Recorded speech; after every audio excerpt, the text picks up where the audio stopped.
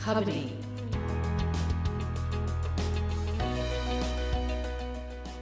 धोखा, विश्वासघात और अपराध की खबरें।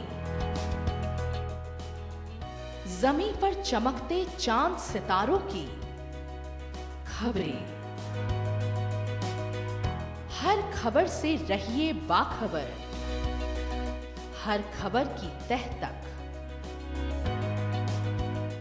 जन टीवी, जन जन की आवाज।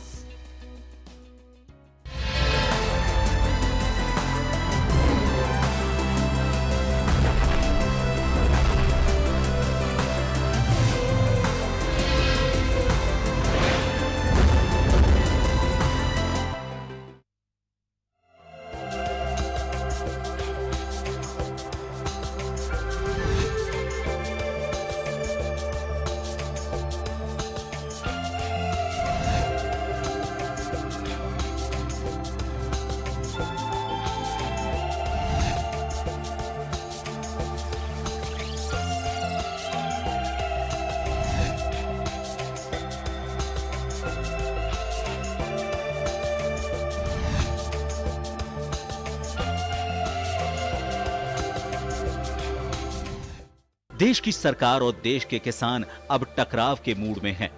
किसान आंदोलन के बीच कई बार वार्ताओं के दौर चले, लेकिन अभी तक सुलह की पटरी नजर नहीं आ रही। हालांकि वार्ताओं के दौर के बाद कृषि मंत्री नरेंद्र सिंह तोमर ने कहा कि किसान आंदोलन छोड़कर बातचीत करें।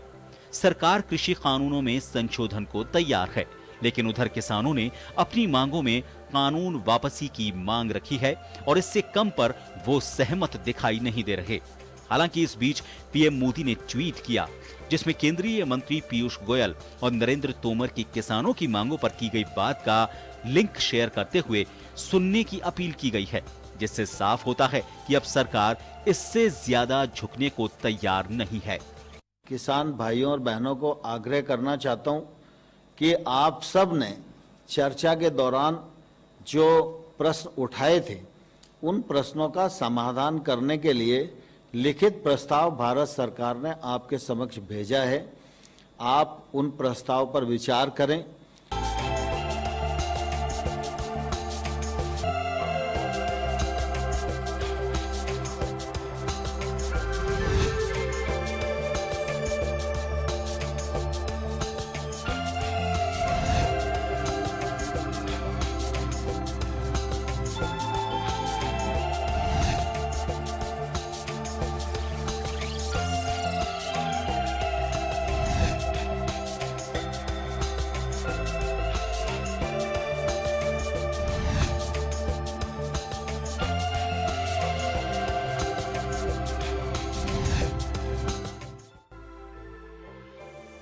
केंद्र की मोदी सरकार के खिलाफ अब तक इतना बड़ा आंदोलन खड़ा नहीं हुआ।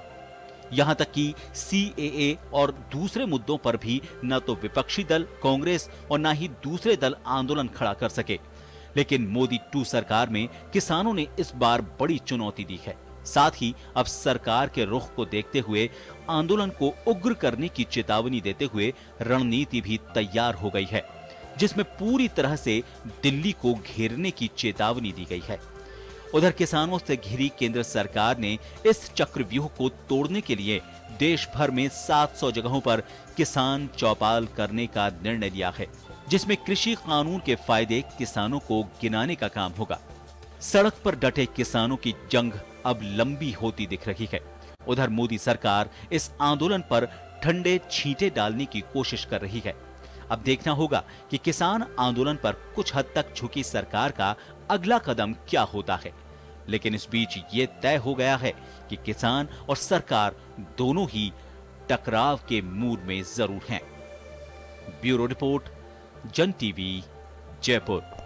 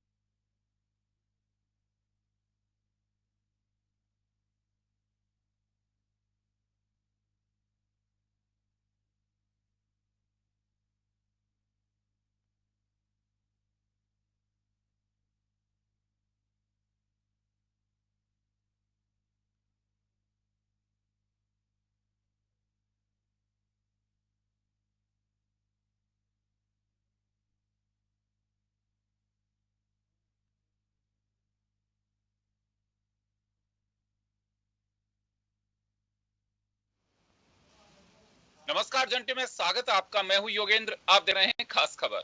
खास खबर में हम बात करेंगे, कोई सहमति बनती दिखाई नहीं दे रही है, लेकिन कुछ मुद्दों पर राहत है। किसान चाहते हैं कि सरकार बिना किसी कंडीशन के वापस ले बिल, और सरकार चाहती है कि बिल संशोधित किए जा सकते हैं, लेकिन वापस लेना बहुत मुश्किल है।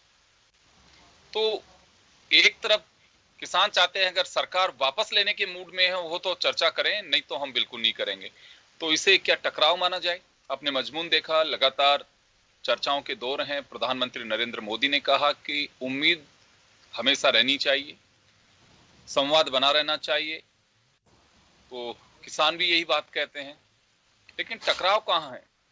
क्या एमएसपी को लेकर के सभी फसलों पे करना संभव हो पाएगा?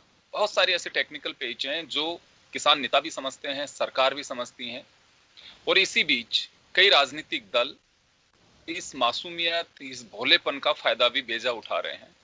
कुछ लोग दिल खोल के कहते हैं कि ऐसा नहीं होगा तो हम ऐसा कर देंगे, जब उनसे पूछा जाता है तो विचार करेंगे। बहुत सारी चीजें आती हैं, लेकिन अभी तक मैं ये कहना चाहूंगा कि किसानों ने अपने स्तर पर किसी तरह का राजनीतिक रंग अपने आंदोलन पे चढ़ने नहीं दिया, किसी भी राजनीतिक दल को अपने मंच का प्रयोग नहीं करने दिया। तो इससे ये नहीं कह सकते हैं कि दिशा बदल गई है आंदोलन की, या फिर किसान रिमोट से चल रहे हैं या राजनीतिक दलों की गोद में बैठे हुए हैं। बेशक किसानों के आड़ में राजनीतिक दल अपनी गोटियां फिट कर रहे हों, चाहे अपनी रोटियां सेक रहे हों, अपनी राजनीति चमका रहे हों, लेकिन किसान अभी किसान वर्सेस गवर्नमेंट सीधा डायलॉग है।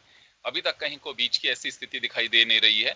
चलिए, इस चर्चा में हमारे साथ में है किसान और किसानी से बहुत महत्व रखने वाले और इस आंदोलन से जुड़े रामपाल जाट साहब हमारे साथ जुड़े हुए हैं, और असिस्टेंट प्रोफेसर राजस्थान विश्वविद्यालय, जो एग्रीकल्चर में काफी जानकारी उनको है, इस पूरे मामले के एक विशेषज्ञ के रूप में कह सकते हैं। डॉक्टर चतुर्भुज यादव जी हमारे साथ जुड़े हुए हैं, भाजपा से डॉक्टर निमिषा गौड़ हमारे साथ जुड़ी हुई हैं, और कांग्रेस से विक्रम सिंह जी हमारे साथ जुड़े हुए हैं। सभी का स्वागत है। मैं रामपाल जी आपके पास आना चाहूंगा। किसान इस बात पे अड़े हुए हैं कि सरकार बिल को वापस ले, और एग्रीकल्चर मिनिस्टर नरेंद्र सिंह तोमर साहब कह चुके हैं कि बिल में अगर कहीं कोई चीज लगती है, हमने जो प्रस्ताव दिया है तो उसमें संशोधन किया जा सकता है, उससे सरकार खारिज नहीं कर रही, लेकिन बिल को पूरे कोई वापस ले लिया जाए ये मुमकिन नहीं है। तो ये कैसे मामला सॉर्ट आउट होगा? ये तो एक तरह से टकराव के हालात दिख रहे हैं। योगेंद्र जी, पहले तो आप निरंतर जो जन टीवी पर इस मुद्दे को लेकर चर्चा कराते रहते हो और चर्चा करते रहते हो, इसके लिए मैं आपको, आपके पूरे चैनल को, आपके पूरे परिवार को धन्यवाद देना चाहूँगा, देश के सभी किसानों की ओर से। फिर मैं कहना चाहूँगा, ये जो टकराट की स्थिति है, ये तो सदा वो पैदा करते हैं जो शक्ति के केंद्र हैं, और अभी शक्ति के केंद्र वो जो शासन में है वो हैं। तो आज जो शासन में है वो अड़े हुए हैं। उन्होंने ये कहा हुआ है कि हम तो इसको वापस नहीं लेंगे, हम तो संशोधन की बात करेंगे। हम ये कहते हैं कि भाई, जब इसमें कोई हमारे लायक चीज है ही नहीं किसानों के लिए, और एज ए होल पूरे जो मुद्दे हैं इस कानूनों के वो हमारे खिलाफ है, तो आप संशोधन क्यों, पूरे को क्यों नहीं वापस ले लेते? तो सरकार ने इसको नाक का बाल बना लिया। अहंकार की पट्टी इनके आंखों पर आई हुई है, इसलिए ये टकराट पैदा करना चाहते हैं जानबूझकर। और मैं आज दिन की बात कहना चाहूंगा, जो कई टीवी डिबेट चल रही थी उसमें वो बोल रहे हैं सरकार सबसे बड़ी होती है, सरकार से ऊपर कोई नहीं होता, और यदि सरकार किसानों का यही रवैया रहा तो सरकार चुप नहीं बैठेगी, सरकार ऐसे देखती नहीं रहेगी। तो ये धमकाना, डराना, अलोकतांत्रिक भाषा बोलना, इसका अर्थ है उनके बीच में बौखलाहट है। और बौखलाहट इस बात की है कि वो जो चाहते हैं कि वे पूंजीपतियों को पोषित करने के लिए जो कानून लाए गए हैं वे कहीं भी कमजोर नहीं पड़े, वे पूंजीपतियों के हितों का पोषण करते रहें। और एक बात खास है योगेंद्र जी, जिनसे एक बार कोई भी पैसा ले लेता है उसके सामने उसकी नजरें नीचे हो जाती है। और इन्होंने जब चुनाव लड़ा लगातार जिन पूंजीपतियों से उन्होंने पैसे लिए हैं जी उनके सामने इनकी नजरें झुकती है। चले रामपाल जी, लेकिन एक बात मैं जानना चाहूंगा कि आप चले कह रहे हैं कि किसानों ने लगातार ये बात कही जा रही है कि जब डिमांड ही नहीं की गई तो क्यों राहत देना चाहते हैं ऐसी किसान को? हमारी डिमांड ही नहीं है इस बिल की, चलिए मान लेते हैं। सरकार अगर कानून भी लेके आ गई है, सरकार संशोधन के लिए तैयार है, जैसे एमएसपी पे रिटर्न देने को तैयार है, और सभी फसलें आपको लगता है कि खरीद पाएगी सरकार? क्योंकि अभी मैं जहां तक जानता हूं शायद 23 या 2 दर्जन के आसपास जीन्स हैं जिन्हें एमएसपी में शामिल किया गया है। देश में पता नहीं कितने 150-200 क्रॉप्स उपस्थित हैं जिसमें सब्जियां की संख्या जोड़े तो और भी ज्यादा होती है। तो आपको लगता है कि सारी फसलें खरीद सकती है सरकार? योगेंद्र जी, सरकार का मन बन जाए तो कोई असंभव नहीं। बात यह है कि अभी जो सरकार ने विकास का मॉडल बनाया हुआ है, यह निवेश आधारित विकास का मॉडल है। इसलिए उनको लगता है पैसे के कारण ही विकास होगा, धन नहीं होगा तो विकास नहीं होगा। जबकि धन भी एक तत्व है विकास का, पूरा उसी पर अवलंबित होना ये कभी भी ठीक नहीं रहता। इसलिए सारी पूंजीवादी व्यवस्था में इनको ये लगता है कि बिना पूंजी के विकास हो ही नहीं सकता। इसलिए ये पूंजी वालों का हाथ जोड़ते रहते हैं, उनके लिए रेड कारपेट बिछाते रहते हैं, उनको निवेश को लाना। चलिए मैं रामपाल जी वापस आऊंगा आपके पास में, मैं लौटूंगा अभी डॉक्टर चतुर्भुज यादव जी के पास जाना चाहूंगा। यादव साहब आपके पास आ रहा हूं मैं जी। को सोल्यूशन दिखाई देता है आपको? रामपाल जी इस आंदोलन से जुड़े हुए हैं, लगातार इनसे डायलॉग, जो बॉर्डर पे किसान बैठे हैं, खुद बॉर्डर पे बैठे हुए हैं, वहां से इनसे की चर्चा है। तो अभी तक जो दिखाई दे रहा है, किसान अड़े हुए हैं कि हम इसे जब तक वापस नहीं लेगी सरकार, हम बैक नहीं होंगे। सरकार कह रही है कि हम इसे वापस नहीं लेंगे, संशोधन के लिए सरकार तैयार है। तो कोई रास्ता क्या हो सकता है इसमें? देखिए, किसान का हित होना चाहिए, इसमें कहीं कोई खारिज नहीं कर रहा है इसको। हम सब जितने लोग बैठे हैं, अगर अंदर से किसी से भी आप पूछेंगे तो ये कोई नहीं कहेगा कि हाँ बिल्कुल साहब, अगर किसान का हित भी होता है तो कोई फर्क नहीं पड़ता।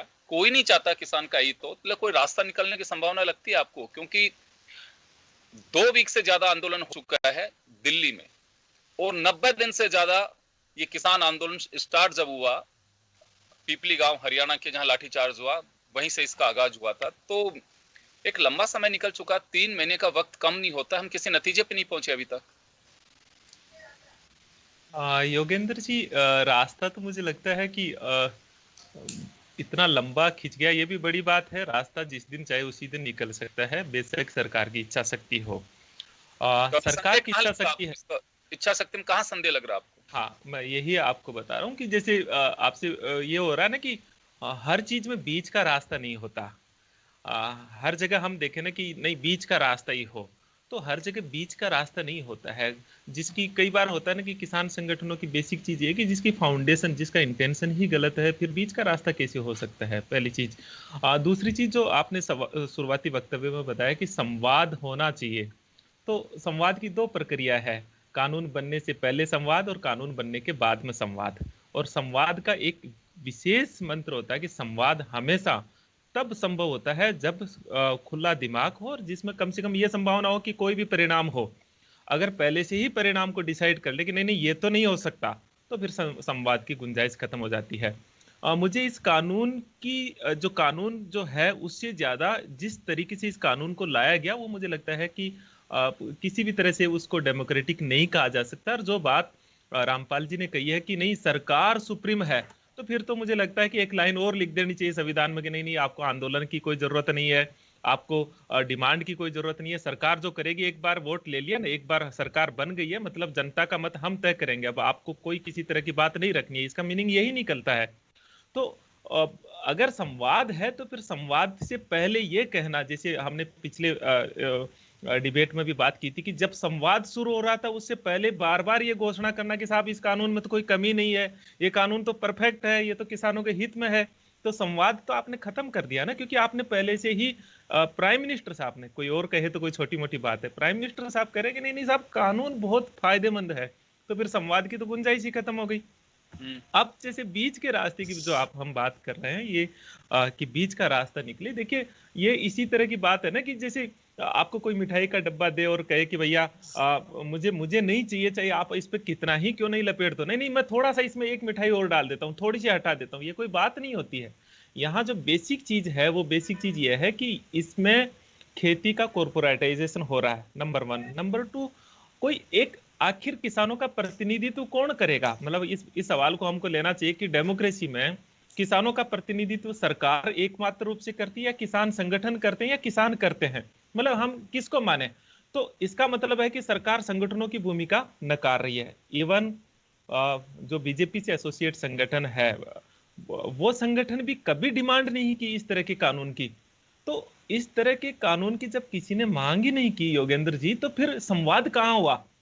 जिस तरह से राज्यसभा के भीतर जो चीजें हुई, मुझे नहीं लगता कि उसे तो संवाद कहेंगे। कि अब एक बार बार बार उदाहरण दिया जाता है कि हमने राज्यसभा में 4 घंटे डिबेट करवाई, तो ये लोकतंत्र की जीत मानोगे या मुझे लगता है कि सबसे बड़ी हार है कि आपने 4 घंटे डिबेट करवाई जिसपे आपका कानून का इतना बड़ा प्रभाव हो रहा है, जिसपे तो 40 दिन डिबेट भी हो, 4 दिन भी डिबेट हो तो कम है, 4 घंटे डिबेट करवाई।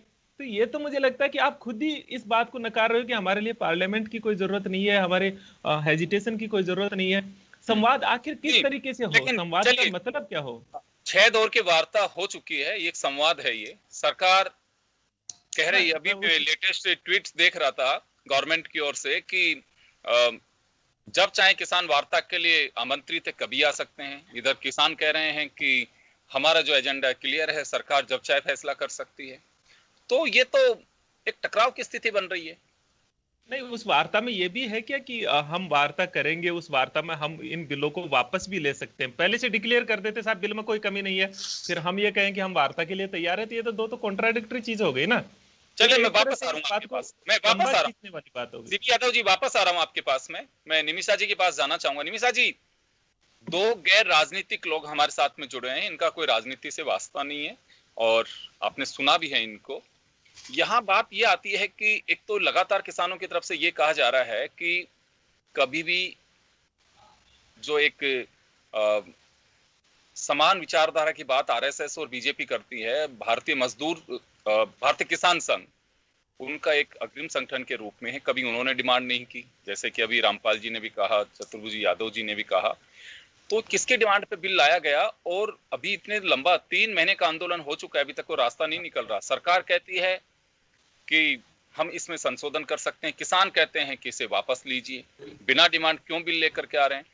तो अगर किसान अपने हित में नहीं मानते हैं, सरकार कह रही है किसानों के हित में, जब हित मानते नहीं किसान तो क्यों सरकार इस पड़ी हुई है फिर?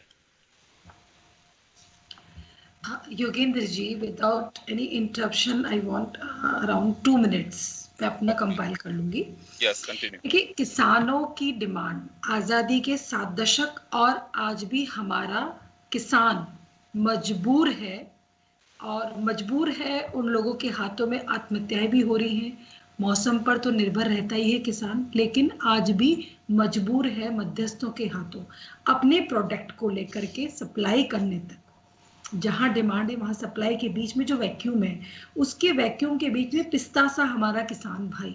आज मैं कृतज्ञ निवेदन करूंगी रामपाल जी से कि आप इस जब पूरे बिल को पूरे पढ़ेंगे, डिटेल पढ़ा भी होगा आपने, लेकिन जो आधार है आपका, जैसे आपने शुरुआत में संकेत कहा कि ये उद्योगपतियों को दिया जा रहा है, मैं कृतज्ञ निवेदन करूंगी यदि उत्पादन होता है मेरी लैंड पर और उस उत्पादन को फिक्स कर दिया जाता है कि इस कॉन्ट्रैक्ट के तहत जो उत्पादन होगा उसको इस अमाउंट में, एग्जैक्टली इस अमाउंट में आपको देंगे, और यदि आपको लगता है कि जब तक आपका प्रोडक्शन हो रहा है और उसकी अमाउंट बढ़ गया है तो किसान भाई स्वतंत्र है अपनी प्रोडक्शन को कहीं और बेचने के लिए कि आपसे मेरा इतना रेट तय हुआ था लेकिन अब मार्केट रेट बढ़ गया तो मैं इसको फ्री।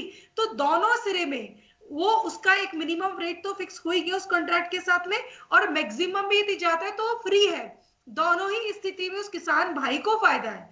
प्रोडक्शन, सप्लाई और डिमांड होती है तो प्रोडक्शन प्रॉपर मार्केट में नहीं पहुंच पा रहा है, और मेरा किसान भाई यदि राजस्थान में कुछ प्रोडक्शन हो रहा है, हरियाणा में हो रहा है, पंजाब में हो रहा है, अब वो जो स्टेट की बॉर्डर लाइन क्रॉस करके टैक्सेस का जो बर्डन था उस पर, वो खत्म हो गया है। अब 1 नेशन 1 मार्केट की जो बात की गई थी, और आज प्रधानमंत्री जी ने जो अपना एक संबोधन में कहा था 2022 तक हमारे किसानों की आय दुगनी करेंगे, किसान भाई के उत्पादन को मार्केट तक फिक्स रेट पहुंचाना। अब वो कौन उद्योगपति लेता है? योगेंद्र जी लेते हैं या ये हमारे जो भाई बैठे हैं प्रोफेसर की चीज, ठीक है जी ये प्रोडक्शन में आपका ले सकता हूं, तो उसमें फ्री हुआ ना वो। और जो बात की जा रही है एमएसपी, जिस आधार पर आप विरोध कर रहे हैं, एक एमएसपी के आधार पर विरोध हो रहा है, एक एपीएमसी, तो दोनों ही नहीं, दोनों को कहीं हटाने की बात ही नहीं है, मंडी को हटाने की बात नहीं है।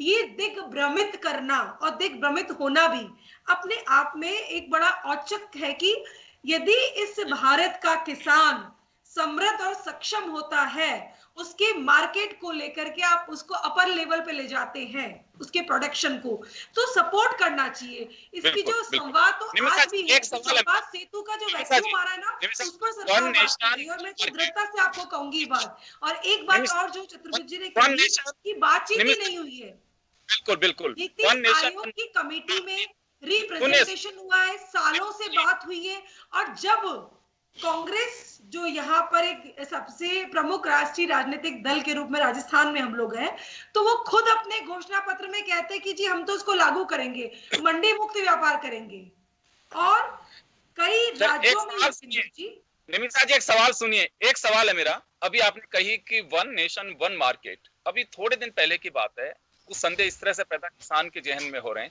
जैसे राजस्थान में बाजरा एमएसपी पे अभी सरकार नहीं खरीद रही है, हरियाणा खरीद रहा है। हरियाणा में जब बेचने के लिए जा रहे हैं किसान, तो खट्टर साहब का बयान पढ़ा होगा आपने कि हम राजस्थान के किसानों का बाजरा नहीं खरीदेंगे। तो ये बताइए, कम से कम आंदोलन के दरमियान तो इस स्टैंड पे कायम रहना चाहिए। तो देश में कानून लग गया है, राष्ट्रपति के सिग्नेचर के बाद में देश में कानून लागू हो जाता है। और 5 जून को जब गवर्नमेंट ऑर्डिनेंस के जरिए लेकर के आ गई थी, तो कानून तो तभी से लागू हो गया था। फिर खट्टर साहब किस बिहार पे मना कर सकते हैं कि राजस्थान के व्यापारियों का बाजरा हम नहीं खरीदेंगे, किसानों का माफ करिए।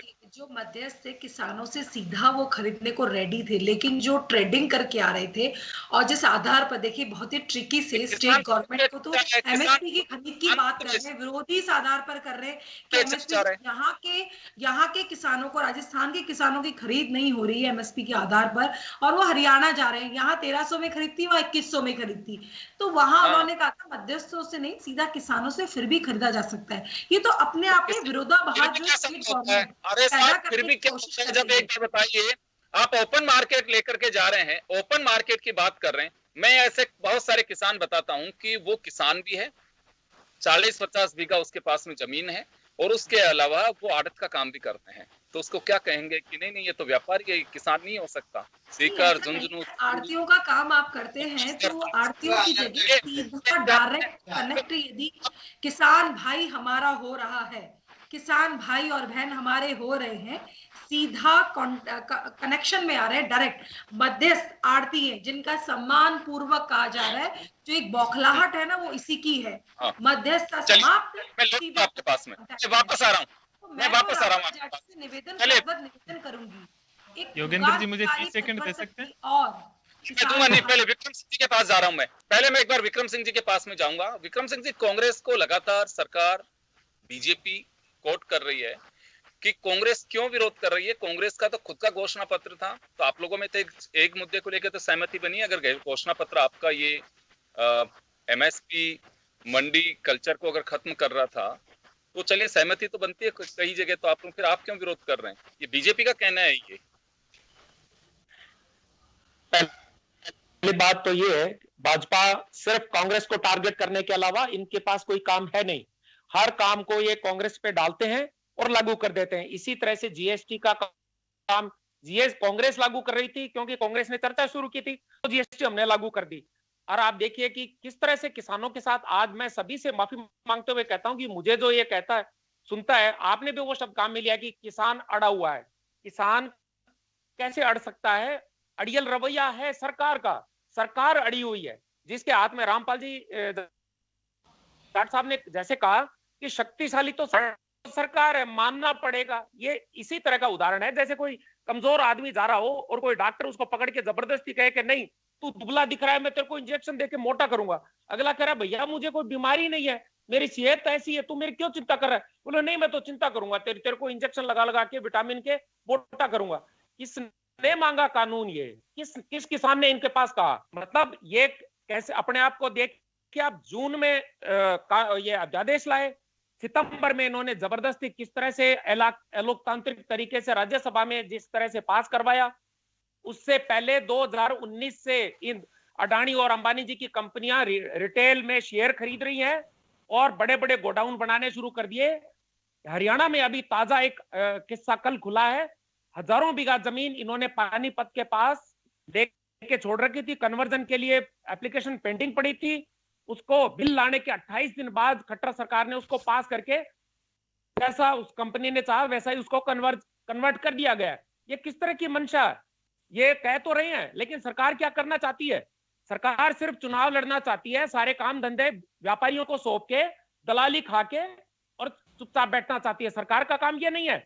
लोकतांत्रिक जो तरीका होता है उसमें हर एक कोई अपनी बात कहने का अधिकार है, और सरकार हम कानून वापस नहीं लेंगे। अरे भाई, जब किसानों को मंजूर नहीं है आप क्यों नहीं वापस लेंगे? और जिस तरह से संशोधन की बात है, मैं जानना चाहूंगा, मैं एक बात जानना चाहूंगा। एक मिनट मेरी बात मैं बोलना चाहता हूं कि इतने संशोधन सरकार आज ही करने को तैयार है। इसका मतलब सरकार खुद मान रही है कि हमारा ये जो बिल है और ये जो अध्यादेश लाई है ये खुद ही डिफेक्टिव है। अगर सही होता तो सरकार को पीछे हटने की जरूरत ही कहां है? लेकिन सरकार खुद मान गई है, इस जरिए मानती है सरकार की हमारा बिल डिफेक्टिव है, जल्दबाजी में बनाया हुआ है। और मुझे लगता है अडानी और अंबानी जी के ऑफिस में तय हुई है, किसी भी किसान को इसमें शामिल नहीं किया होगा। किसान को शामिल करते, किसान को उसकी मंशा पूछते तो इस तरह के विवाद उपस्थित नहीं होते। लेकिन ये कॉर्पोरेट घरानों का तय किया हुआ ड्राफ्ट है इसका। वापस लौटूंगा आपके पास, वापस लौट रहा हूं आप सभी के पास में। एक छोटे से ब्रेक के लिए, ब्रेक के बाद हम जल्द लौटते हैं।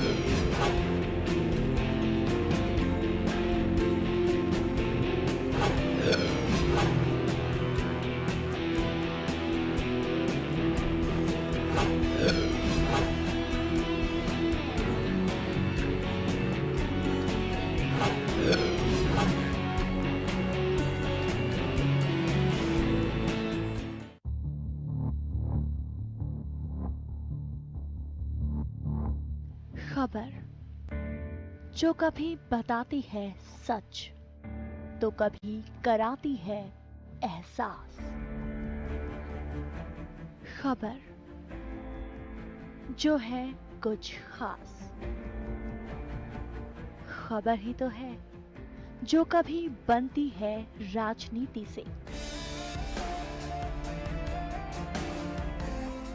तो कभी व्यापार से, कभी आती है खेल से तो कभी मनोरंजन से, कभी खुशी से तो कभी गम से। हाँ, खबर ही तो है। खबर थमती नहीं और ना ही थमेंगे हम, क्योंकि हम हैं जन टीवी, जन जन की आवाज।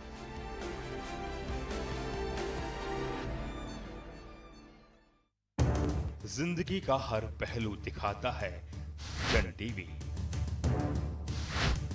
शख्सियतों से होती है मुलाकात, बहती है सुरों की गंगा राग और ताल के साथ। मन को पावन करता तीरथ, भुलाता सारा अभिमान।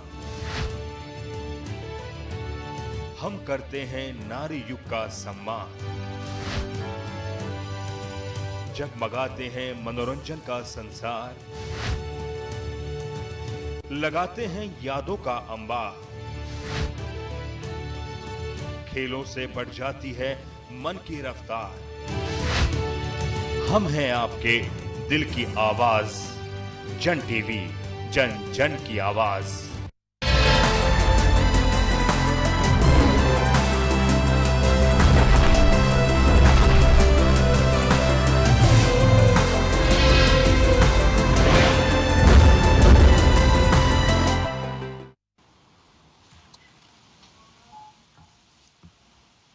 ब्रेक के बाद एक बार फिर आपका स्वागत है। आप देख रहे हैं खास खबर। बात कर रहे हैं हम किसान आंदोलन की।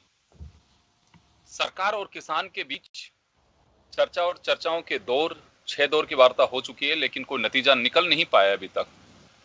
आखिर कब तक ये सब चलेगा, इससे पर्दा कब उठेगा, हम सब ये जानना चाहते हैं। सरकार कह रही है कि हम संशोधन कर सकते हैं, किसान कहते हैं कि आप रोल बैक करिए लॉ को। तो बस यहीं पे एक टकराव की स्थिति है और ये टकराव होना नहीं चाहिए। लेकिन चलिए, हर गुट की, हर व्यक्ति की अपनी परिस्थितियां होती हैं, वो क्या चाहता है। हाँ, सीबी यादव साहब, वापस आपके पास आना चाहूंगा एक बार में। पहले तो वो जानना चाहूंगा कि आप कुछ कहना चाह रहे थे। जी, मैं निमिषा जी की बात पे ये बताना चाह रहा था कि जैसे इसके फायदे गिनाए जा रहे हैं, तो कभी भी हम जब कोई नीति लाते हैं तो हम 2 चीज जरूर देखते हैं कि ऐसा मॉडल दुनिया में कहाँ था, वहां पे बहुत अच्छा सफल हो गया, इसलिए भारत में भी ऐसा हो जाएगा। और दुनिया के किसी एक देश का नाम बता दीजिए जहां ये मॉडल सफल हुआ हो, पहली चीज। हाँ, इसका फेल मॉडल हमारे भारत में, कहीं दूर जाने की जरूरत नहीं है, बिहार में चले जाइए। 2006 में एपीएमसी एक्ट आया था और उसका परिणाम है कि जो किसान है वो सस्ते लेबर में तब्दील हुई। तो फेल मॉडल हमारे सामने है, सफल मॉडल कहीं देखिए। और दूसरी जो मैं बात बता रहा था ना कि 2022 तक किसान की आमदनी दुगनी कर देंगे, मैं डेटा वाइज जानना चाहता हूं कि किसान की कौन सी आमदनी थी जिसको 2022 तक दुगनी कर देंगे। नीति आयोग की एक कमेटी बनी थी योगेंद्र जी, जिसने 2016 में कहा था कि अगर किसान की आमदनी को दुगना करना है तो 10.4% विकास दर चाहिए कृषि में। 2014 से लेकर 2019 तक जो कृषि विकास दर है 2014 में 4.1% है। रामपाल जी भी इसको वेरीफाई कर देंगे। अब घट करके ये हो गई है 1.9%। आप बताइए, 4.1% से घट करके हो गई 1.9%। 2020 आ रहा है योगेंद्र जी, 2016 में 10.4% चाहिए थी। अभी भी निमिषा जी कहेगी यही बात कि हाँ नहीं, हम 2022 में किसान की आमदनी दुगनी कर देंगे। किस आमदनी को कहां से दुगनी कर दोगे? कई बार होता है ना कि हम बोलने के लिए बोलते हैं, डेटा बताइए ना कि नहीं 2015 में ये बात बोली थी सबसे पहले कि 2015 में इतनी इनकम थी, 2022 में इतनी होनी चाहिए, फिर कृषि विकास दर इतनी होनी चाहिए। क्या हम सिर्फ बोलने के लिए बोलते हैं क्या? तो एक चीज होती है कि नहीं हम चीजों को बोल रहे हैं, तो बोल रहे हैं तो पहले मॉडल बताइए कि नहीं अमेरिका में सफल है, इजराइल में सफल है, नहीं वहां मॉडल सफल है। तो कई बार कोई चीज होती है तो उसकी कम से कम स्टडी, बिना डेटा बिना लॉजिक सिर्फ हम बोल रहे हैं। तो मैं कई बार ये होता हूं कि नकारने, सरकार भी सिर्फ यही काम कर रही है कि नहीं हम ये फायदे के लिए है, लेकिन फायदे के लिए तो बताया जाए ना। जैसे मैं एक स्कॉलर हूं, मैं जानना चाहता हूं कि कहां पे कौन सा मॉडल फायदे के लिए है जो भारत में भी फायदे के लिए हो जाएगा। तो बात तो ऐसे होती है ना, जैसे किसानों से बात की जा रही है। यादव साहब मैं एक बात जानना चाहूंगा मैं यहाँ पे, कोई भी कानून अगर सरकार लेके आती है तो उसके मेरिट्स डिमेरिट्स दोनों हो सकते हैं, इसे हम खारिज नहीं करते हैं। तो कोई तो इस कानून में ऐसी चीजें होंगी कि जो वास्तव में हित में हो सकती हैं, आप पूरे को खारिज कर रहे हैं इसे। मैंने आपको बताया ना कि कभी कभी कुछ चीजें होती है जिसका जैसे बेस क्या है, इस कानून का बेस क्या है कि ये क्यों लाया जा रहा है, क्या ये कानून मार्केट को ओपन कर रहा है। तो योगेंद्र जी पहले ऐसा कोई कानून नहीं था, आपकी नजर में हो तो जरूर बताइएगा। रामपाल जी भी बता सकते हैं, निमिषा जी भी बता सकते हैं कि पहले कोई कानून हो जो किसान को रोकता हो किसी दूसरे स्टेट में जाने से या अपने स्टेट में प्राइवेट किसी भी पार्टिसिपेंट को बेचने से। कोई कानून था ही नहीं ऐसा जिसको लाया जा रहा हो। तो कई बार होता है ना कि फाउंडेशन नींव ही खराब है, तो फिर उसमें फिर हम अच्छी बात क्या है। मैं कह रहा हूँ ये पूरा कानून बहुत अच्छा हो जाएगा। किसान संगठन एक ही तो मांग कर रहे हैं ना कि एक चौथा कानून और लेके आ जाइए। वो लेके आ जाएगी एमएसपी गारंटी कानून। आपने शुरुआती वक्तव्य में बताया था योगेंद्र जी, क्या ये पॉसिबल है कि सरकार खरीद सकती है? मुझे लगता है कि ये पॉसिबल क्यों नहीं है योगेंद्र जी। मुझे बताइए कि क्या दिक्कत है कि एक मिनिमम गारंटी देना, ये सरकार ही थोड़ी खरीदेगी, मिनिमम गारंटी दे रहे हैं हम मैक्सिमम रेट डिसाइड नहीं कर रहे हैं, मिनिमम गारंटी दे रहे हैं कि कोई प्राइवेट प्लेयर अगर किसान की उपज को खरीदेगा तो मिनिमम इससे नीचे नहीं खरीदे। अरे भाई मिनिमम एमएसपी पे नहीं करना चाहते हो, एमएसपी पे नीचे कर दो, लेकिन कोई एक लाइन तो, कोई एश्योरेंस तो होगा ना। कमजोर किसान एक बहुत कमजोर पार्टी है। देखिए जो कॉन्ट्रैक्ट होते हैं ना वो बराबर की पार्टियों के बीच में होता है। योगेंद्र जी ऐसा नहीं होता कि अंबानी अडानी और एक छोटा किसान के बीच में जो है कॉन्ट्रैक्ट हो जाए। तो I really want to interrupt, मतलब कुछ मैं इनको तुरंत उत्तर देना चाहती हूँ मेरे लिए अपने आप को। इनके जो निरंतर आरोपों के प्रहार है उसका मैं उत्तर देना चाहती हूँ, फिर अपनी डिबेट जो आप जो भी क्वेश्चन पूछेंगे तर्क वाइज मैं जवाब आपको जो बताइए। आप बुद्धिजीवी वर्ग की विडंबना ये है कि वो पश्चिम के मॉडल्स को एक विकासवादी मॉडल मानते हुए भारत की उस धरा पर, उस भूमि को कंपेयर करते हैं। पहले तो ये क्लियर कर दीजिए, मॉडल बता ये जो धरा है ये अपने आप में विभिन्न है और अपने आप में एक ऐसी धरा है जहां पर दशकों तक राज रहने के बता बाद दीजिए। आज भी हम, आपके पास है नहीं मॉडल बताने के लिए, दूसरा मॉडल बता दीजिए, भारत का किसी राज्य का मॉडल बता दीजिए। अंदर भी कोविड, लेट मी कंप्लीट, के पास मोदी मॉडल है और कुछ नहीं है। जी जी एक चीज बता दीजिए, हमें ये समझना होगा कोविड के पीरियड में भी इस भारत के लोगों को खाद्यान्न इतना था, किसान भाइयों ने इतना खाद्यान्न उत्पाया कि सपोर्ट रहा, कोई भूखा नहीं रहा क्या है पहुंची है। अब मैं आपके मूल बात पे आती हूँ, लेकर के आए हैं कानून, अगर उसका बेनिफिट कहीं भी मिल रहा हो तो एक उदाहरण दे दीजिए प्लीज योगेंद्र जी, मुझे कंप्लीट करने की अनुमति मैंने आपसे ली है। सेकंड इनका पॉइंट था, फर्स्ट तो विकासवादी मॉडल, भारत खुद एक विकासवादी मॉडल है और ये इम्प्लीमेंटेशन के बाद सामने आएगा। सेकंड बात कि कोई रोकता नहीं था किसानों को। भाई यादव भाई, ये जो बॉर्डर लाइन पर टैक्सेस की जो मार थी ना, वो रोकती थी इन किसान भाइयों को।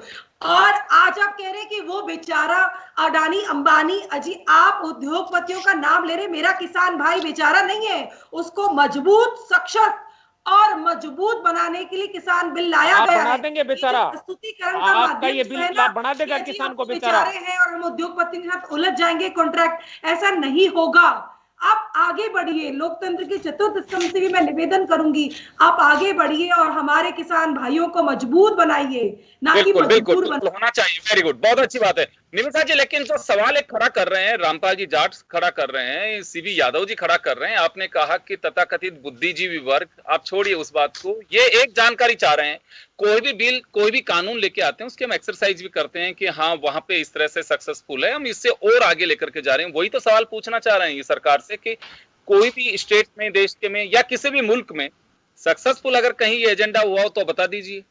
नहीं, मैं योगेंद्र जी एक और बात कह रहा हूँ, एक निमिषा जी मेरी एक बात और ऐड कर, डायरेक्टली कई फार्मर्स हैं, सक्सेसफुल स्टोरीज भी हैं Yogendra ji. Even though Swaminathan committee और स्वामीनाथन खुद ने उन्होंने कहा था कि जो कृषि के अंदर चेंज हो रहा है, मोदी गवर्नमेंट ने पहली बार चेंजेस हुए हैं और गन्ना, कपास, चाय के कई ऐसे कॉन्ट्रैक्ट सक्सेसफुल हुए हैं, उसके बाद ये माना गया। और कई कमिटीज, इवन कमलनाथ जो पूर्व मध्य प्रदेश के चीफ मिनिस्टर है, वो खुद भी उस कमेटी का एक पार्ट थे। कई लेवल पर डिस्कशंस हुआ है, उसका जो नीति आयोग की जो कमेटी, आप सवाल कर रहे हैं निमिषा जी, चलिए निमिषा जी आप एक सवाल कर रहे हैं, सीवी यादव मैं कंप्लीट करूं। समस्या ये कि अब मध्यस्थों का मार्ग बंद हो चुका है, अब किसान और किसान का उत्पादन लेने वाले, उनके बीच में मध्यस्थ हट गए। सीवी यादव जी आप सवाल निमिषा जी से। यादव जी निवेदन है मेरा, भारत एक विकास का मॉडल है और ये रहेगा। मुझे समझ है निमिषा जी। योगेंद्र जी सकते हैं, विदेशी विक्रांताओं की आड़ में जरूर इसका डेवलपमेंट रुक गया है, लेकिन थमा नहीं है, पुनः होगा। हम मजबूर नहीं है, मजबूत है हम। मैं रामपाल जाट साहब के पास जाना चाह रहा हूँ। सीवी यादव जी को सवाल है, आप हाँ एक छोटा सा कि कभी भी पॉलिसी लाते हैं तो गवर्नमेंट क्या करती है, किसी एक जिले में लागू करती है पहले कि हम पहले यहाँ लागू करेंगे और फिर उसके बाद में पूरे देश में विस्तार करते हैं। चलिए कम से कम यही कर लीजिए कि कम से कम पहले पायलट प्रोजेक्ट के रूप में हम फला जिले में लागू कर ले, फिर उसके बेनिफिट देखेंगे, फिर उसके बाद में देखेंगे। अरे भाई इस बात को मानने में, इस चीज को करने में कहाँ इनकार है? ये कहाँ आ गया कि नहीं साहब हमने तय कर दिया है कि ये तो पूरे देश के लिए फायदेमंद है। ये तो मुझे लगता है कि एक बहुत ही एरोगेंट बात है इसमें। एक रिप्रेजेंटेटिव ने किया जिनको हमने इलेक्ट किया है। ना पार्लियामेंट्री गलत बात। डेमोक्रेसी में कोई राइट इलेक्ट इसलिए नहीं किया गया, ये बात नहीं हो सकती। इलेक्ट इसलिए नहीं किया गया कि अपनी मर्जी से कानून बनाओ और लागू कर दो जबरदस्ती। किसने आपको अधिकार दिया है? भारत के किसानों को मजबूत बनाने में मदद करिए आप। चले रामपाल मैं मजबूत नहीं बनूंगा, आप उसको करें जबरदस्ती मजबूत बना देंगे। किसान क्या वापिस लो। सरकार लगातार ये बात कह रही है कि ये कभी निमिषा जी को आपने सुना होगा कि किसान करना चाहते हैं वही डिमांड के पास जी आपके पास लौटूंगा। मैं रामपाल जी के पास जाना चाहूंगा। रामपाल जी आपके पास आना चाह रहा हूँ। निमिषा जी को आपने सुना अभी, किसान की स्थिति और बेहतर और मजबूत हो सके ये जनहित में, किसान हित में कानून लाया गया है। और किसान, जैसे अभी खट्टर साहब वाले जिक्र में ब्रेक से पहले भी कहा इन्होंने कि अगर किसान बेचना चाहते हैं, भारत ये नहीं, किसान अगर बेचना चाहते हैं तो वो सच्चाई भी जानना चाहते हैं हमारे दर्शक कि वास्तव में हरियाणा और 6 जिलों का जो बाजरा जा रहा था राजस्थान का, सीमावर्ती जो जिले हैं, हालांकि कोई कहीं पे भी लेके जा सकता है, ओपन मार्केट के अकॉर्डिंग तो यही सब कुछ होता है, लेकिन सीमावर्ती जिले जा रहे थे वहां पे, तो क्या रही पोजीशन? आड़तिये को रोका गया, किसान को रोका गया। और अगर डिमांड नहीं थी फिर भी सरकार आप लोगों को लाभ देना चाह रही, तो इसमें किसान को सैल्यूट करना चाहिए कानून को। योगेंद्र जी, मैं अभी जो सरकार ने प्रस्तावित ड्राफ्ट भेजा है किसानों के पास जी, उसके 2 मुद्दों से ये बात स्पष्ट हो जाएगी, जो आपका अपना प्रश्न है बहुत स्पष्ट हो जाएगा। एक तो सरकार ये कर रही है कि साहब हम ये चाहते हैं कि किसान को अपनी फसलों को बेचने के लिए एमएसपी पर एक विकल्प उपलब्ध सदा रहे। तो एमएसपी पर बेचने का विकल्प ये सदैव उपलब्ध रहे, ये सरकार चाह रही है। और इसी का ये आश्वासन देना चाहते हैं कि जो अभी व्यवस्था चल रही है, हम आश्वस्त करना चाहते हैं लिखित में किसानों को कि आप चिंता मत करो, आपकी एमएसपी चालू रहेगी। हमारी तो व्यथा यह है कि जिसको आप विकल्प को चालू रखने की बात कर रहे हो, हम तो वहीं पिट रहे हैं। इसलिए आपका जो विकल्प चालू है उसमें मक्का एमएसपी से कम दामों में बिक रही है 1000 प्रति क्विंटल, बाजरा कम दामों में बिक रहा है, आपका जो धान है उसकी दुर्दशा है, बिहार में 1300 बिक रहा है और पूर्वांचल में 600-700 रुपए प्रति क्विंटल बिक रहा है। तो आपने जिस एमएसपी की ये कह रहे हो कि विकल्प तो आपके पास रहेगा ही, हमने आपको दे दिया, तो वो जो आपने विकल्प की बात कर रहे हो वो विकल्प ही फेल है। हमारी तो व्यथा ये है कि जिसको आप विकल्प कह रहे हो वो हमारे पास नहीं है। वो सरकार जब तक खरीदेगी नहीं तो वो कैसा विकल्प? इसलिए आपने ऊपर लटका दो गुलाब जामुन और कह दो भाई ये तो 9 फीट ऊंचा है, टेबल नहीं देंगे आपको, अब बिना टेबल आप गुलाब जामुन ले लो, तो वो ले ही नहीं सकता। ऐसी बात सरकार कर रही है, विकल्प हमारे पास है कहां? यदि ये विकल्प, हम यही तो कह रहे हैं और सरकार कह रही है कि देखो हम लिखित में आश्वासन देने को तैयार है एमएसपी का, तो इसका आश्वासन देने को तैयार है। हम क्या चाहते हैं? किसान चाहता है आप न्यूनतम समर्थन मूल्य पर खरीद की गारंटी का कानून लाने का आश्वासन दो ना, वो इधर तैयार नहीं है। क्योंकि हम ये कह देंगे कि एक दिन लगेगा आपको अध्यादेश लाने में, तो अध्यादेश ले आओ आप, तो वो अध्यादेश लाना चाहते नहीं। इसलिए खरीद की गारंटी को पुख्ता नहीं करना चाहते, इसलिए इधर उधर अपनी बातों को घुमाते हैं, लोगों को भटकाते हैं और लोगों को भटका के सिद्ध करना चाहते हैं सरकार तो तैयार है, किसान अड़े हुए हैं।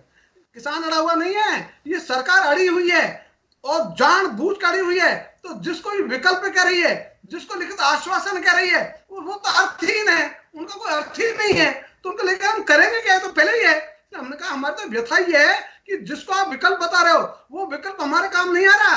उस विकल्प का होते हुए भी हमको हमारी उपजें एमएसपी से कम दामों में बाजार में बेचने हमको मजबूर होना पड़ रहा है।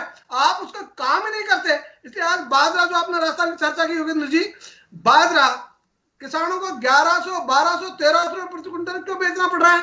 जब भारत सरकार ने एमएसपी डिक्लेयर किया है तो भारत सरकार कहे यदि एजेंसी नहीं खरीदेगी हम दूसरी एजेंसी को देंगे।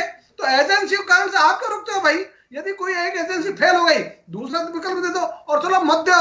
आप ये कह दो किसान बाजरा जहां भी बेचना चाहे बेच दो, मंडी की हमें रसीद दे दो। यदि उनका बाजरा 1300 बिका है तो जो रिमेनिंग अमाउंट है, डिफरेंस अमाउंट है, वो हम आपके खाते में डाल देंगे सीधा। तो आप जो है ना 850 रुपए किसान खाते में डाल दो ना, तो आपको क्या दिक्कत आ रही है? इसलिए इनके पास विकल्प है, लेकिन ये उस विकल्प का उपयोग नहीं करना चाहते। उन विकल्पों का ये रणनीतिक रूप से फायदा उठाना चाहते हैं कि हमने आपको विकल्प दिए हुए हैं ना, तो आप इसका उपयोग करो ना। तो हम उपयोग करें कैसे? खरीदोगे तो रामपाल जी एक बात और जानना चाहूंगा मैं। कुछ ऐसा लग रहा है आपको कि अलग अलग गुटों से बात करने की भी कोशिश की, मिस्टर टिकैत जो है वो भी, राकेश टिकैत, वो भी बात करके आए, लेकिन उन्होंने भी सरकार के प्रस्ताव को खारिज कर दिया। अलग अलग गुटों से बात करने से क्या लग रहा है आपको?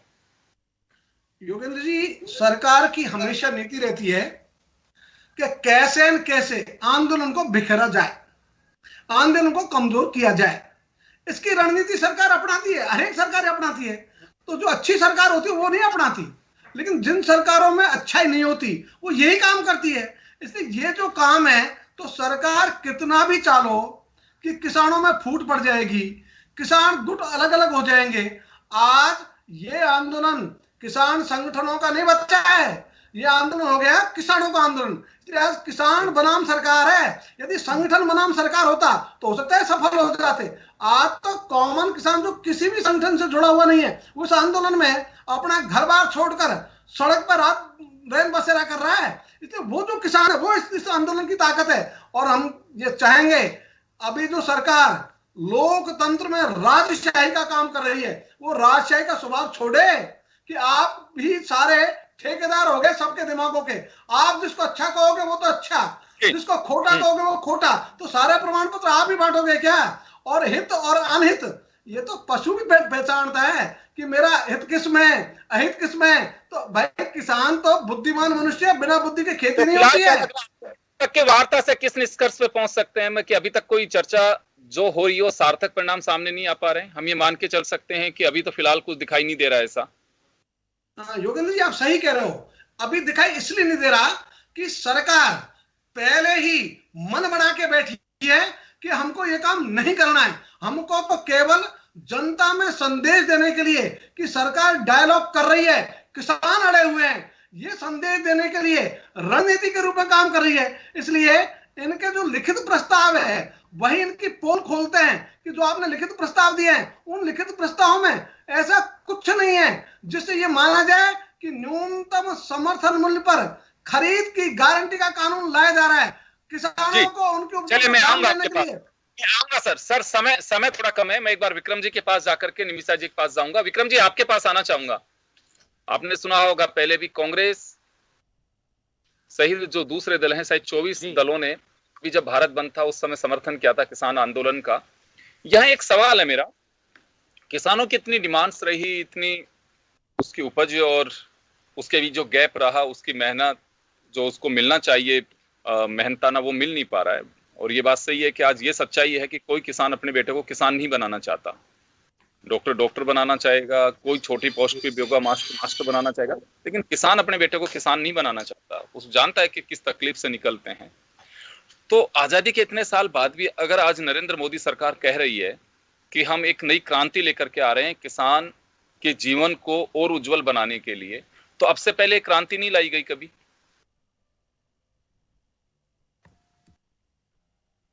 जी विक्रम सिंह जी, आप सुन पा रहे हैं मुझे? योगेंद्र जी, सारा हाँ सुन पा रहा हूँ। पूरा देश और पूरा विश्व जानता है कि कोई कभी ऐसा युग था जब देश आजाद हुआ, उस वक्त सरकार बाहर से ऑस्ट्रेलिया से गेहूं मंगा के लोगों को खाद्यान्न के रूप में देती थी। खाद्यान्न की पूरे देश में कमी थी, आपने देखा होगा। सरकार दूसरी सरकारों के उस पर मेहरबानी पर टिकी हुई थी। 66 में स्वामीनाथन आयोग का गठन किया गया। उसके बाद में आपने देखा होगा कि आज तक कभी भी खाद्यान्न की कमी नहीं आई।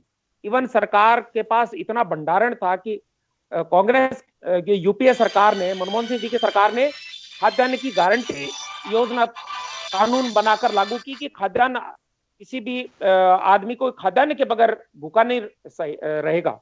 उसी का नतीजा है कि आप देख रहे हैं। समय कम है विक्रम जी, मैं थोड़ा कम समय में चाहूंगा क्योंकि आपने देखा होगा कि ग्रीन रेवोल्यूशन लाई गई है ना देश में, और आज खाद्यान्न इतना कि भारत एक्सपोर्ट कर रहा है। मोदी जी सिर्फ छद्म रूप से और ये दिखाना चाहते हैं कि मैं किसान का हितैषी हूं, और अभी हित किसका सदरा है वो लोग देख रहे हैं।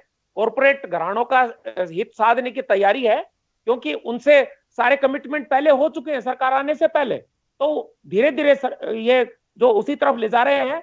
और रामपाल साहब ने जैसे कहा, भाई साहब ने, कि किसान को खलनायक साबित किया जा रहा है। और आप देखेंगे कि किसान संगठन नहीं है, आम किसान अपने लिए लड़ रहा है, क्योंकि उसका भविष्य खतरे में। तो किस तरह से किसानों के को जनता में छवि खराब करने के काम कर रही है सरकार। सरकार का काम ये नहीं होता है। सरकार संवाद करे और मिलकर फैसला करे, और जो जनहित के फैसले है वो लागू करे। किसान के हित का फैसला नहीं है तो लागू, इसको हटाए अधिनियम को, और नए सिरे से लाए, किसान संगठनों से, आम किसान से बात करके नया कानून लाए। किसी को इनकार नहीं है। चलिए निमिषा जी, आपके पास आना चाहूंगा मैं। आपने सुना कई सवाल भी खड़े हुए हैं इस बीच, उनके मैं आपसे जवाब भी चाहूंगा। और यहाँ एक सवाल मेरा भी होगा कि कॉर्पोरेट घरानों को कोऑपरेट करना, कॉर्पोरेट सेक्टर के लोगों को प्रमोट करना, दूसरे के हितों को दबा देना, ये लगातार आरोप सरकार पे लग रहे हैं। अभी किसान संगठन लगा रहे हैं, पहले राजनीतिक दल लगा रहे थे। किसान किसी राजनीतिक रिमोट से नहीं चल रहे हैं। जो आंदोलन है, क्यों साफ कह चुके हैं कि हम किसी झंडे को, बैनर को उपयोग नहीं करेंगे, ना हमारे मंच को किसी राजनीतिक दल को उपयोग करने देंगे।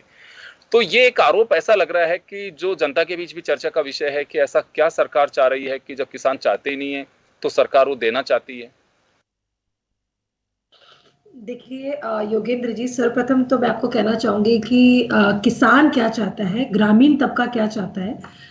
वो राजस्थान के किसान भाइयों ने ग्रामीण क्षेत्र में पंचायती राज निकाय और कुछ नगर निकायों के जो चुनावों के परिणाम, अब देखिए किस तरह से निकाय चुनाव, पूरे देश का किसान सड़क पे बैठा है, और आप राजस्थान के जो पंचायत चुनाव को लेकर जोड़ रहे हैं, कम से कम इस तरह की बातें मत करिए, बरगलाने वाली बातें। अब मैं योगेंद्र जी आपके उस स्टेटमेंट पर बातें करेंगे कि किसान और वो भी किसान नहीं बनना चाहता। ये ऐसी स्थिति क्यों आई? 7 दशक तक राज करने वाली कांग्रेस पूरे देश के संदर्भ में जोड़ रहे हैं। मध्यस्थों के साथ में किसानों को याद रखना चाहती है। हमारे किसान भाई जो कह बैठे हैं यहाँ पर, वो कह रहे हैं एमएसपी की बात की, तो एमएसपी को लेकर के जो के साथ में श्योरिटी जो चाह रहे हैं उसको डिस्कशन और हमारे कैबिनेट की जो मिनिस्टर हैं उन्होंने कहा एमएसपी की गारंटी पर हम डिस्कस करेंगे। और एक हित में जो काज करेगा वही इस देश में राज करेगा। इस स्टेटमेंट चलिए मैं माफी चाहूंगा मैं सभी को रोकना चाहूंगा, समय का अभाव में रोकना चाहूंगा, मैं रोकना चाहूंगा यहाँ पे। भाइयों को गुमराह करने की जरूरत नहीं है, क्योंकि अब भारत का किसान मजबूत होगा। आंदोलन को वापस ले, हम चर्चा के लिए तैयार हैं। दूसरी तरफ किसान चाहते हैं कि सरकार रोल बैक करे, यानी कानून को वापस ले। तो यहीं पे एक लगता है कि टकराव की स्थिति है, लेकिन हम सब चाहेंगे कि टकराव की स्थिति ना बने। सरकार अपनी है, किसान अपने हैं, तो कोई ना कोई रास्ता निकलना चाहिए। और अगर कहीं पे भी कोई ईगो की बात है या फिर कहें कि प्रेस्टीज इश्यू बना हुआ है, डायलॉग में ये सब चीजें नहीं होती हैं। टेबल टॉक जब होती है तो कंप्रोमाइज होता है, कंप्रोमाइज करना चाहिए। अगर कहीं पे ऐसी स्थितियां बन रही हैं तो दुर्भाग्यपूर्ण है कि एक टकराव की स्थिति बने। तो लगता है कि अन्नदाता जिसके लिए हम सब कहते हैं, मैनिफेस्टो में हम जगह देते हैं कि किसान, किसानी, गरीब, मजदूर, और अगर उन्हीं के हित में है तो सरकार को कोई ना कोई इसका रास्ता निकालना चाहिए। बहुत बहुत शुक्रिया आप सभी का। खास खबर में इतना ही, दीजिए इजाजत, नमस्कार।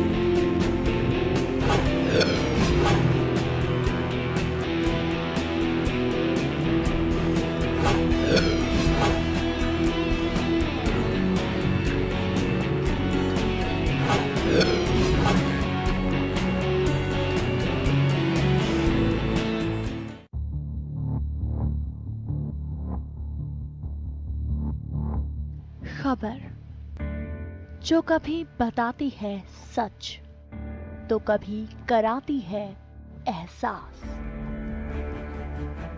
खबर जो है कुछ खास। खबर ही तो है जो कभी बनती है राजनीति से तो कभी व्यापार से, कभी आती है खेल से तो कभी मनोरंजन से, कभी खुशी से तो कभी गम से। हाँ, खबर ही तो है। खबर थमती नहीं और ना ही थमेंगे हम, क्योंकि हम हैं जन टीवी, जन जन की आवाज।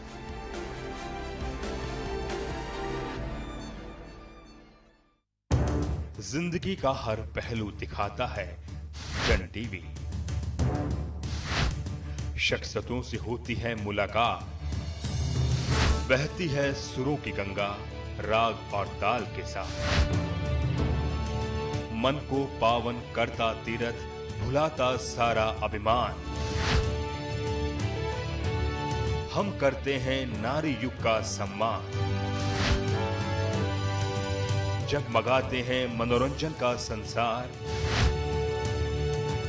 लगाते हैं यादों का अंबार। खेलों से बढ़ जाती है मन की रफ्तार। हम हैं आपके दिल की आवाज, जन टीवी, जन जन की आवाज।